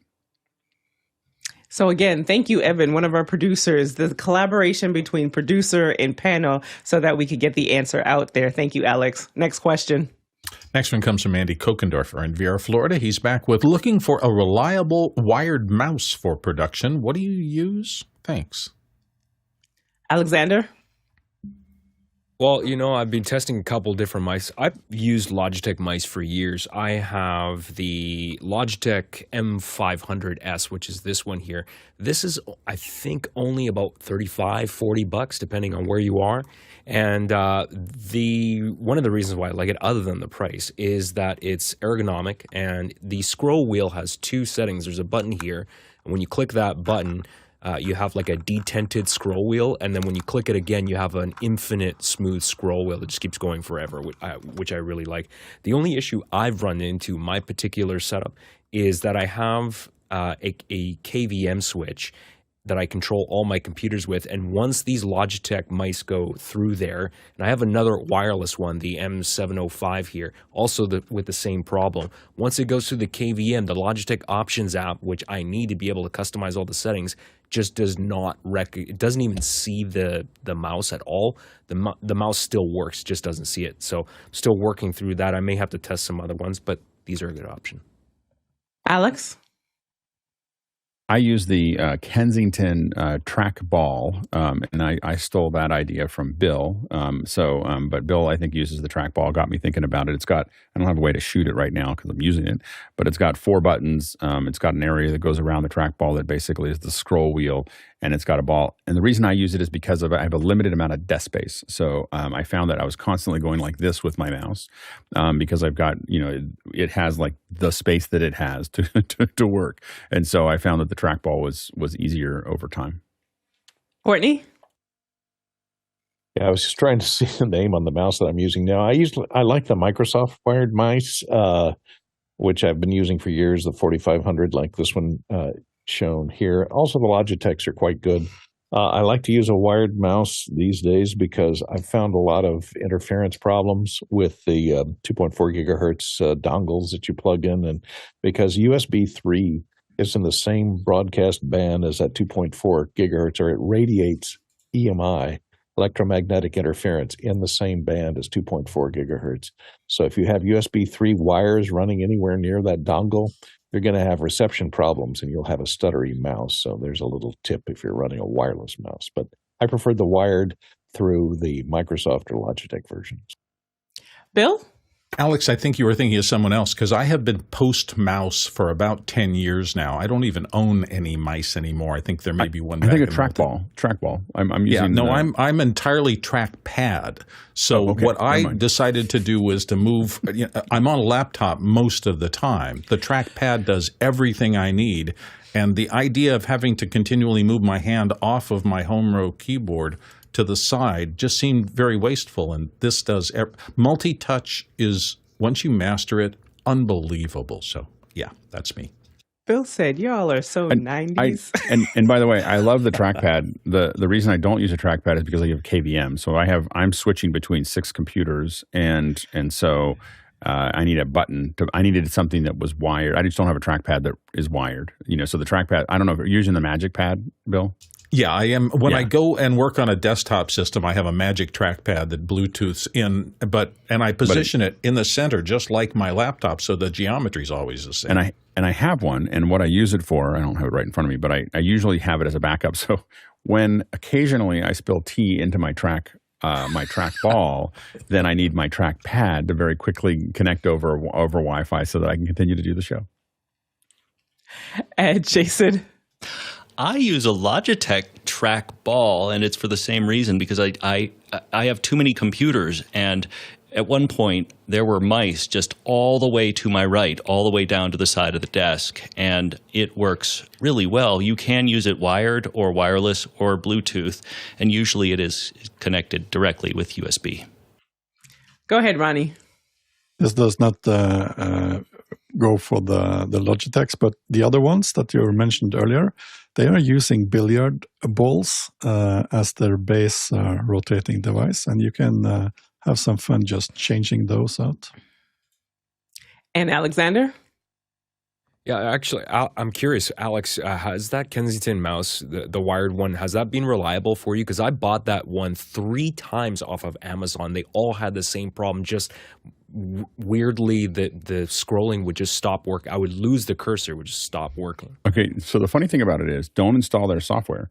So I know that sounds like a crazy thing, but the Kensington software is a disaster, like a complete disaster. And so if you just plug it in, you don't have as many controls, but it just works. If you install their software, which is slightly better than a virus, it will constantly be popping things up and constantly stopping the trackball. It is some of the worst software ever written. So it's not a very good. Don't put the driver software on. It won't do all the things that they possibly can do, but it works, and it works all the time. It's super. My last computer, I had the same problem you had. Lost the mouse. I would get error things popping up and everything else. I just plugged it in. I was like, well, let's see what happens if I just plug it in, and it just worked. And it's been working for years since I didn't use any of their software to make that happen. And Guy? Yeah, I was going to stay out of this, but since Lou Perez in the chat mentioned it, Microsoft trackball, this thing's 25 years old, and I adore it, but they're like $120 now on eBay. I did see Michael Lang's post on LinkedIn about his setup for his cloud production, and he had a Logitech trackball, so I went ahead and bought one of those, and it's so fast, like it just moves too fast. It's not smooth, and like Alex, I did not want to install that software, and it keeps reminding me like, hey, buddy, you don't have our software. Like, can we interest you in some software? And I'm like, no, I do not want your software. Stay away. Thanks, Guy, because that's what I was going to. I was like, the chat is very all comedy around the trackball. So David said, Kensington Expert mouse trackball mice are so 90s. And then someone else, where did it go? The Microsoft trackball, as Lou had said as well. So lots of banter going on in the chat. Courtney? Yeah, and those of you that are interested in Microsoft mice and trackballs, Microsoft is getting out of the accessory business. They announced last year that they are ending all of their production of accessories, at least under the Microsoft name. There's a company called Encase that has picked up the designs from Microsoft, all designed by Microsoft, and will be introducing them this year.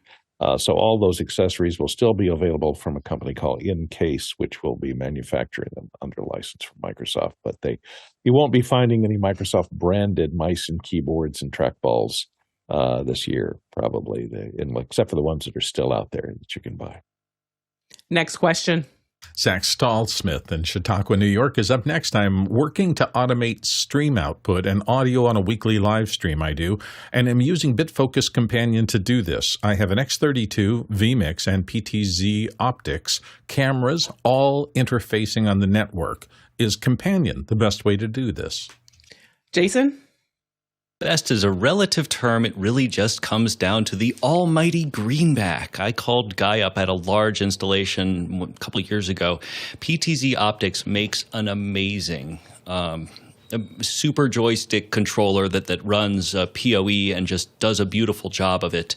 It's $900 or so, and that's the only thing that I would add on top of BitFocus. Guy? Yeah, I'm on this same path right now. So I was doing some research, and I put a link to this gentleman's channel in the chat. This guy, ATrueIX, has some really amazing tutorials on the new Stream Deck. I haven't popped it open. I've just been trying to ingest all of his tutorials, but this one does have the new volume controls, and he shows you how to automate those inside of vMix, the thing that I'm going to buy anyway, because Jonas and my buddy Tucker, they both have the X Touch, the Behringer X Touch. So I'm going down that path and going to drop the $500. But there's something about having a physical fader that you can just grab, and like Jason was showing, the physical button that I could punch to hit my preset. Even though I have multiple Stream Decks, I use them, I program the heck out of them. But there's something about if you can afford it, to get the PTZ SuperJoy or one of the other controllers that you can grab onto that joystick and move something, especially during live production. It's nice to gracefully be able to move that thing instead of pushing a button, and you can do it by not even looking at it. So those are a couple. Oh, and the other thing is, if you have an iPad, you can run the companion web buttons, and you can use those as a touch screen. So that's another option. If you run out of Stream Decks, anything can be a Stream Deck, because you can program those buttons to be on a touch screen as well. Alex? Yeah, +1 on the X Touch. I've owned lots of them. My only suggestion, I think guys going that direction from the price, is get the full size one. There's a couple different ones that are smaller. You'll buy once, cry once. You'll always feel like you wish you had a couple more sliders. Next question. Jesse Kester in Glendale. When working with volume footage for the Vision, can you adjust the volume? My assumption is that Apple is generating a gradient depth map for the footage. If so, increasing the contrast of that map could perhaps increase the depth effect? Alex? Yeah, so I don't think that that's actually what Apple's doing. So I think that if you look at this is the phone. It's using these two lenses and shooting stereo, and then building that out and building a stereo video. So the footage that Apple's actually generating is not something that you're changing the depth, because the problem with changing the depth in there is occlusion. You can't. Oh, your mic's open, Liberty. Sorry. The problem with trying to change the depth and move it around is occlusion. The lenses see what they can see, and so I think that you're going to probably have trouble actually making that work effectively. So basically what happens is it's grabbing two images, it's rebuilding those images, and it's creating what's called an MVHEVC. The MVHEVC, and we're going to talk about this on Thursday, by the way, is basically, it is a left eye, which is a hero eye, and it's a right eye, which is the delta of the left eye. And what that means is that footage can move through your editing packages and everything else as a single package. And then as it goes out the other side, it still retains its quote unquote depth data. But this is stereo footage. It's not depth footage. And so you can grab depth information, but you wouldn't want it. You would find that it's not high enough resolution to do what you're talking about. There are some minor things you can do where the depth comes into play is depth of field. So if you want to shorten the depth of field, that's where the depth information works. You probably would not want to do that in post in an application that's not owned by Apple, because there's a lot of there's a lot of computational photography that's being done by the phone as it delivers you that is not going to be something that's going to be in your editing package. And so I'd be very careful of trying to do edits on that. Guy? Yeah, I've been trying to learn about this before I dive too deep into it. So I've been watching a lot of videos by this gentleman, Hugh Howe. He seems to be the master of VR, everything VR. So he's been doing it for a couple of years, and he shows in DaVinci Resolve how to edit. And I was looking at some of these depth things that you have inside of DaVinci Resolve, as far as it goes deep. Like, so you can change depth inside of DaVinci Resolve. I put a link in the chat to some of these tutorials. They're pretty mind blowing, and especially even things with like titles. You could put them in the foreground, in the background. You can move things around. He had a one with his dog where he was able to move the dog, and I was like, how is that even possible? So watch these tutorials, and you can check out some of the depth. And is he doing that with the iPhone footage? He's doing it with stuff shot with the Canon R5C. So, but that's the same, right? It's just a matter of because you can bust apart that footage, right? The spatial. Well, so the R5 is doing side by side, which is a very different world. So what you're talking about there is a The R5 is capturing two circular images onto one 8K sensor next to each other, and so they stay in sync. But you can, and then Resolve can generate depth data, from a lot of different things. It can analyze the footage and generate depth data to make those things happen. What you want to be careful of when you do that, but it's very different than what the iPhone's doing. The iPhone's not doing side by side.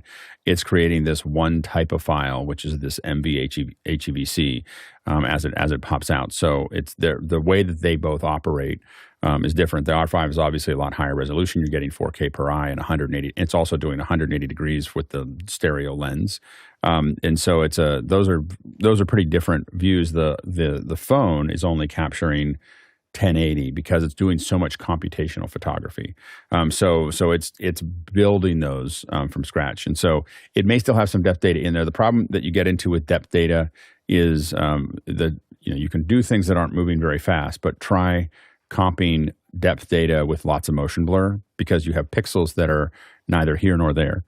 And so depth data tends to fall apart with high motion, and we've been doing depth versions of compositing for a very, very long time. And the real challenge is motion, where you get a lot of motion blur, you get a lot of semi-transparent pixels. Is where depth tends to start to break up a little bit. So oftentimes you'll see examples of something that looks like, oh, they can put it right behind that thing, but that thing in the front is probably not moving a lot. Like that they're putting it behind. Or if you do careful examination of the edges aren't as clean as they look when you see them on YouTube. So those are the things that just kind of keep in mind with depth compositing. Isn't there an app that can bust apart those and make them side by side? So you take the Apple footage and then you that's can bust spatially. it apart. Spatially, we'll put them side by side, but it's still only 1080p footage. Yeah. I mean, I don't think I would. I mean, I have to admit that I probably wouldn't do a ton of work. I would rather go to a higher resolution if I was going to start doing any kind of compositing with them, because the footage isn't that good to push very hard on it. And I still think you're going to have, edge issues there. And Jason. So yeah, depth data can be derived or it can be acquired. It is, one or the other. And in this case, if you were to just take the depth map, really look at that QR code, and that will explain the AV foundation. You really don't want to just increase contrast on that grayscale. You're going to get some really screwy output. Next question. Tlaloc Lopez Waterman, Galisteo, New Mexico. Guy, you mentioned the Bolin Technology outdoor multi-camera PTZ work in chat the other day. Have you used it, and how is the image quality and motion smoothness? Go ahead, Guy. So I have some friends over at Bolin, and they had announced this camera at NAB last year, and so I wanted to know how it compared to the Panasonic, because it's got the little wiper inside, it's got heating and cooling capability, and then it has some ability to has a sunscreen so you can block the sun. As far as putting it side by side, it was only me being able to walk over to the Panasonic booth and look at them side by side. But as far as cost, it's definitely cheaper. So Bolin is the company behind BirdDog. So in fact, there's a big lawsuit right now because they couldn't deliver some stuff, but that's a different story. But basically, Bolin makes the housing, they source the lenses and the chips from Sony, and then they stamp. BirdDog puts NDI. So basically, if you want anything NDI, it's called a BirdDog, and if you want Bolin without NDI, then that's a cheaper line. So you're not paying for that extra step of NDI.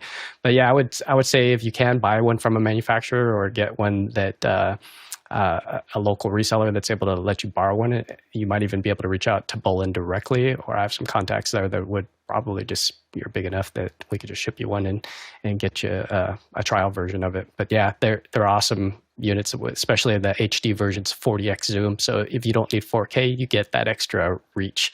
So if you need that to punch all the way in, if you don't need that extra resolution, it's nice to have that extra zoom. Next question.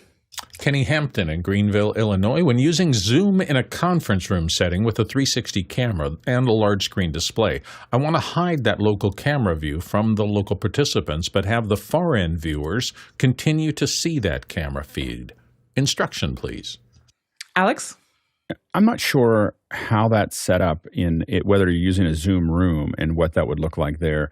in Zoom, if you're in a meeting and you go to in the upper area you have view, you'll see like a little grid icon, and you'll have view. And what you want to roll down to if you're in a regular vanilla Zoom is hide self view. So assuming that there's a little option to hide self view, and then you won't see yourself. So I think that might be what you're looking for. I'm very curious. Maybe you can give us feedback on it at some point, how those 360 cameras look. I've only seen some of the tests, and they looked really low resolution. When you take the sensors that they have there and you stretch them to 360 degrees in a conference room, everyone looks really soft to me. So I'd be very curious on your feedback as to whether this one is the 360 camera that you have is looking sharp, and if it is, what are you using? But it's we found that if it's not shooting up to 8K, in a sphere, it's pretty soft to look at when you're on the other side of Zoom. Next question. Tlaloc Lopez Waterman, Galisteo, New Mexico. What does the panel think of the Blackmagic Micro Studio Camera 4K G2 for a use case like office hours or conversations with Tony Mobley, partially with a teleprompter for Interatron? Jason? I think it's a great use case for the first 2 years of office hours. I was coming in directly on one of these, and it works really well. And Alex? Yeah, the new one would be great for that. It's not, the depth of field isn't quite as short, so it would be nice to have. We're hoping to see them come out with one that is a Super 35 sensor as opposed to a Micro Four Thirds, but we haven't seen that yet. A Super 35 sensor in that form factor, or a full frame in that form factor, would be amazing. Just if they had a full frame version of that, just tell me where to send the money, but we haven't. Sony's building one that looks a lot like that, but we haven't seen Blackmagic announce anything there. But it is a solid camera. We've definitely used it. It's a huge step up from the G1, which was very long in the tooth. I think the G1 was spent 10 years without being upgraded. So lots of great upgrades, and I think that it would work well in that environment. For the same price, I would probably still get an EV Z10 or ZV-E10. I always get the letters because you'll have a Super 35 sensor for less money, and the autofocus will work, and you won't have to think about autofocus. And so I don't know if I would probably get the Sony over this, but it is a great camera. If you got it, you would do well, but I think you probably might do better with the less expensive Sony. And Alexander? Yeah, I agree. The ZV-E10 is a great camera for the money. However, of course, then you have the control if you go with Blackmagic. That's the other thing. If you stay in their ecosystem. About the Micro Four Thirds thing, I would say, I'm on a G7 Micro Four Thirds camera right now. If you do use a camera with a smaller sensor like that, you got to make sure that you have a lens that you can just fully open. Like mine's at 1.4. So if you do it like that and you have it relatively close to you, like my camera is about 5 feet away from me right now. So if you have the right lens, you can still get that shorter depth of field, but it's all about picking the right lens. And Guy? Yeah, the other thing to think about, if that camera does indeed output 4K, not just record 4K, is the ability to pan and scan inside. So get wider glass, and if you were looking at getting an Insta360, you might just want to look at getting a Blackmagic camera and then getting a 4K capture card, and that way you can steer around. I know Tony uses Mimolive, so you can actually get that shot wider, and then remotely you can take over his computer and you can pan and scan to get that exact shot that you want. Next question. Douglas Carmichael says, Alex, it was interesting that you mentioned using ChatGPT as a pronunciation reference. Do you ever use a secondary source just in case ChatGPT hallucinates or is wrong?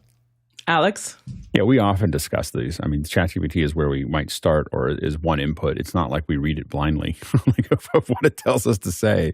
But oftentimes we will find that it is a relatively good one. Also, one thing that I do a fair bit with ChatGPT is say, try again, and it will just give me another version. And if the two versions don't look like each other, I have to tell it to try again, and it will give me another version. And I sometimes will grab on to what makes sense. And that's not just with pronunciation; that's with lots of things with ChatGPT.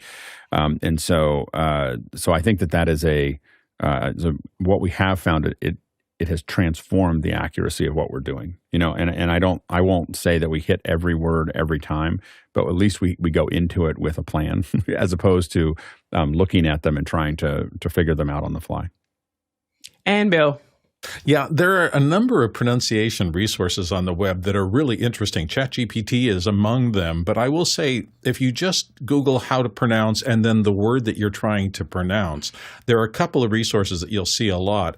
One of them that I think is my favorite will show you ranked pronunciations that people vote on from both the native population and elsewhere. So usually if you listen to the first little audio clip, that's usually pretty accurate and pretty localized. There's another resource that's on the web that if you do how to pronounce, and the guy who reads this, and I'm still trying to figure out if it's generated or a real guy, but he has the most amazing accent, kind of French, and he's very low and how to pronounce. And his voice is just fabulous. And I'm just like getting addicted to it because I'm in a book right now that has hundreds of scientists' names in them, and it's really hard to vet all those and pronounce them correctly. Next question.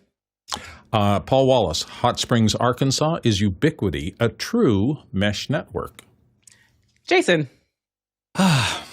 True Mesh is a trademark for Eero. I think what you're talking about is fast handoff, which is the 802.11 wireless standard, and the answer is yes. Next guy. Sorry, I had to go do a little digging just because I have one of these set up. And right now, my meshing is on, but I wanted to answer Paul's question. And from what I can understand on all the folks on Reddit that are these super geek engineers, they're saying if you're hardwired, you do not need to have the enabled meshing. It'll hop automatically. So it'll roam and it'll pop there's so much, if I could show it again, you'd see that there's all kinds of data as far as how these devices hop. So depending on the signal strength from where the device is, and you can walk around with these sensors and you can actually see which one you're on and which one's strongest. So I could see it constantly when my things are hopping. But yeah, you really want hardwired and then turn off mesh with the Ubiquiti Dream Machine. I know you have the SE model, so that'd be the way to go. And Alex. Yeah, as someone who has put a mesh network into his house, I would never do it again. So I'm in the process of rewiring everything so that I have hard lines to all the APs coming back to a central location. And it was one of those things that I put up with because so much of my system is all hardwired because I have Ethernet to everything that matters. It didn't really hit me, but I've kind of now decided that I'm going to fix it. And the way to fix it is to get rid of the mesh. Next question. Douglas Carmichael, German Customs is already stopping users at the Berlin airport importing the Vision Pro. Do you think that will cause Apple to accelerate their launch plans? And he's got a link to the story about this. Alex? Probably not. I don't think Apple's going to change their pipeline because Germans are looking at it. I will say that my customs experience in Germany was the worst customs experience I've ever had in my entire life. I literally had to go to the hospital afterwards. So anyway, so it was the way that anyway, you definitely want to be careful in Germany of bringing anything in. What's happening is that the headset is over the declaration cost. So the declaration cost is, I don't know what it is, like $2,000 or something. And obviously they know that headset's more than that. And they're concerned that people are bringing the headsets in to sell them. The way that if you really want to get around this, what you would do is build a carnet.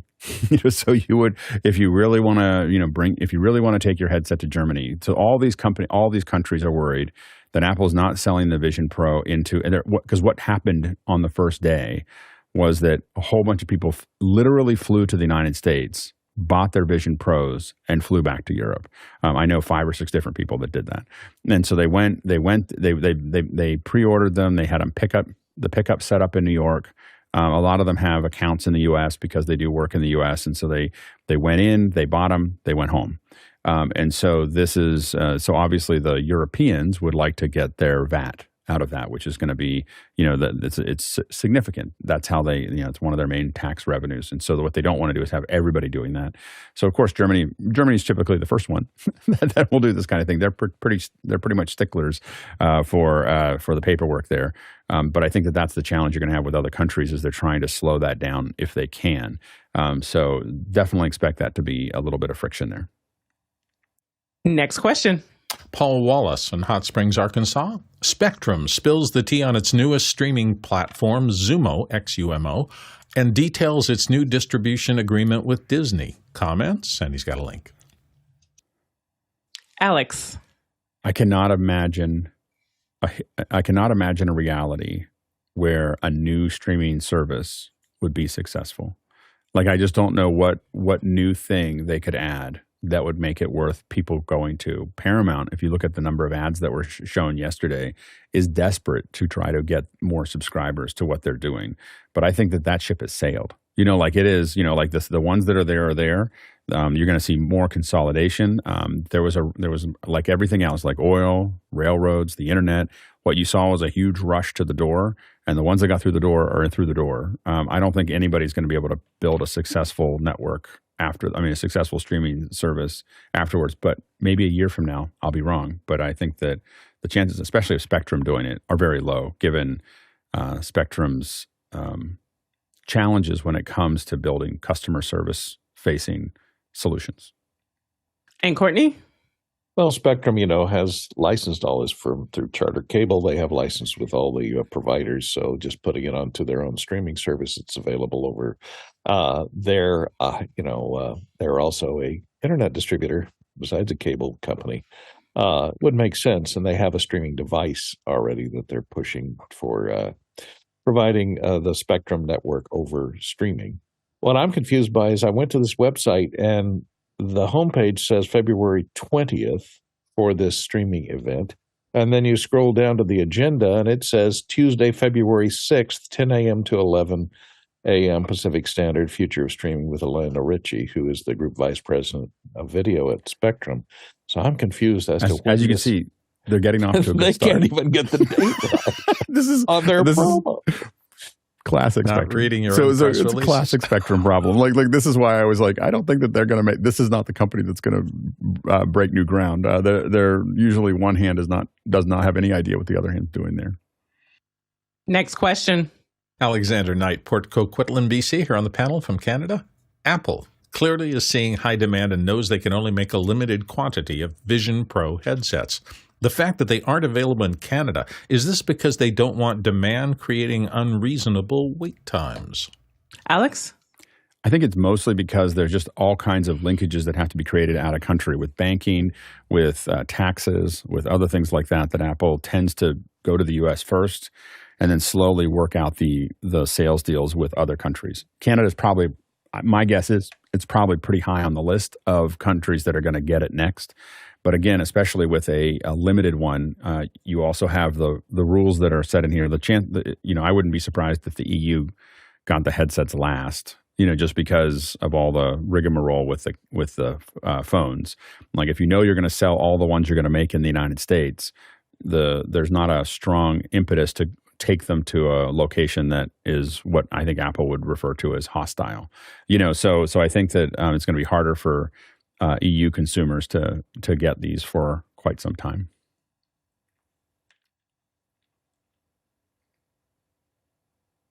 Next question. Evan Troxel in Talent, Oregon. I'm new to the idea of using an Insta360 link. Can you hook it up via HDMI into an ATEM and still control the pan, tilt, zoom during use? If not, is there a way to do all this? Alex? No. not to fully control it. A lot of us want to do exactly what you're saying. There are a variety of things that will take a USB UVC camera and convert them to HDMI, but it's not passing the control back to the camera. So you would have to go, basically, the only way that we know to do it is go through a computer that's going to see that and then have the HDMI come out of that computer and go so you're actually having a whole CPU, and it could be a PC or a Mac, whole CPU in between that's delivering that footage and probably not at full frame rate. So there's not any really good way to solve that right now. Next question. Paul Wallace, Hot Springs, Arkansas, discussed the Logitech Master Series MX of keyboards and mice and the multi-computer capability, and he's got a link. Nigel? Of keyboards and mice. It sounds like it should have been a book. I have the MX, I think it's the MX Master 3 mouse. I really love because of the way it fits my hand.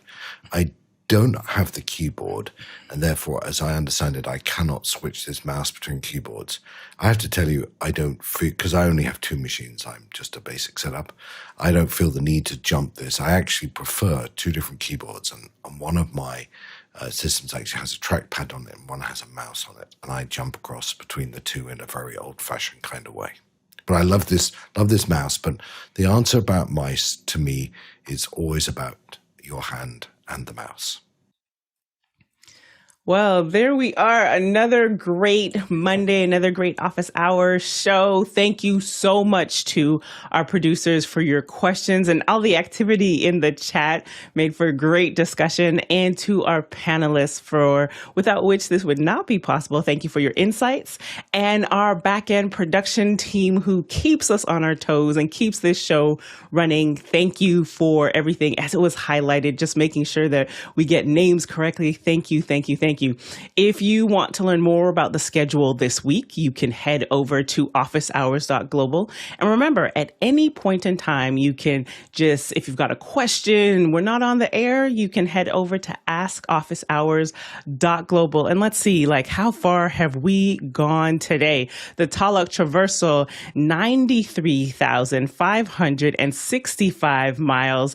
That is 150,000 kilometers, 150,579 kilometers. That's more than 741 million bananas for scale. That is a lot of bananas. And someone had asked in the chat about our labs and when you can find out when labs are taking place. You can see that in the email each week. Wednesday, we've got squares.tv, and that's going to happen in after hours. And then also we've got an Isadora lab as well. So it's a great opportunity for you to learn how to use Isadora for your own projects. Thank you so much for watching, and we'll see you in after hours. Bye. That's it, Guy. Banana shootout at the OK Corral. There's some version. We don't have colors. We can't tell who's on which team. Lining you up, my sniper banana. We gotta find it. We gotta get to a point where we all have banana. It's like a. See, look at that. We got 4 of them. So many bananas. I ate mine this morning. Low plastic count in your bloodstream? The funniest thing is my daughter opens her bananas from what we consider the bottom, and I was like, "What are you doing?" And she's like, "Oh, it's way easier to open. That's the way chimpanzees open." You ever see a monkey do it? Yeah, exactly. And I tried it, and I was like, "Oh my gosh, it's so much easier." These monkeys. All right. Thanks, y'all.